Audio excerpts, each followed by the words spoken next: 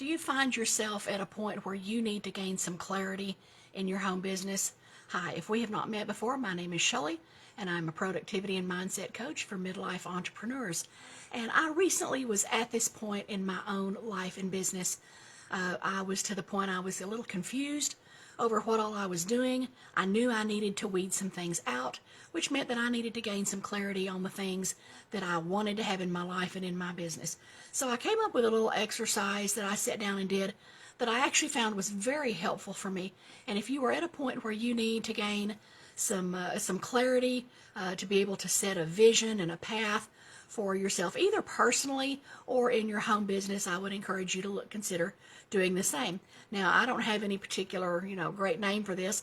The process was really very simple. What I did was I sit down and I took a piece of paper and I divided it into 4 quadrants. You also could take 4 separate sheets and do the same thing if you thought you might need the space. But in one quadrant of the paper, I labeled it things I can do. And the second quadrant, I listed things I cannot do. The third quadrant was things I do want in my life.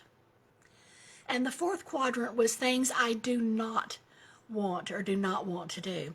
And then I basically just went through and spent a little time focusing on each of those particular areas. In my case, it was brought about by the fact that I got a cancer diagnosis a year and a half ago, and my energy is more limited. And frequently, if you're a little bit older solopreneur, you may have the same thing. You may have some health impairments that you are dealing with. You may also have other responsibilities that you did not have and didn't even really think about having when you were younger. You may have older parents that you are taking care of. You may have a spouse who has some health issues that you are taking care of. You may have young adult kids who have moved home, and maybe they've even moved home with some grandkids in tow as well. So those may be some responsibilities and obligations that you had not thought about.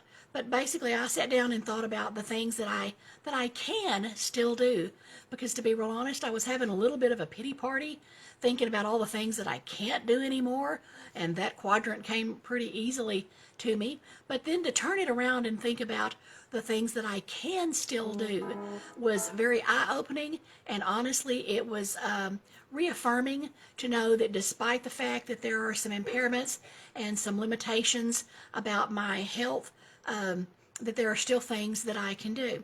And then I took that a step further and got to thinking, okay, these are the things I can and can't do, but also I want to focus on what are the things that I want to do, whether I've been doing them already or not, or whether I want to start doing them.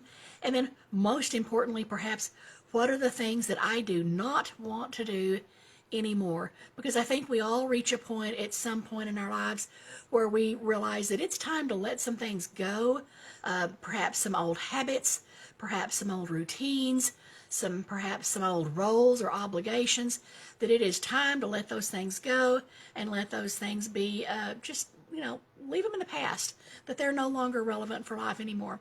So I just wanted to tell you real quick about that particular little exercise that I went through.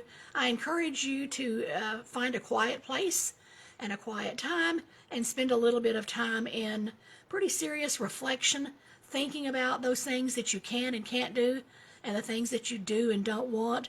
And once you have gone through that and really taken a critical examination of where you are in your life, it then becomes easier to start laying a path for the things that you want to do going forward. It makes it easier to determine what projects and tasks you do or don't want to do, because you have taken some time to clarify all of those parameters for your life going forward. So I just wanted to pop in and encourage that as a clarity gaining exercise. I hope that you have a great day, move forward in your business, and in order to do that, go forward and go lay a brick.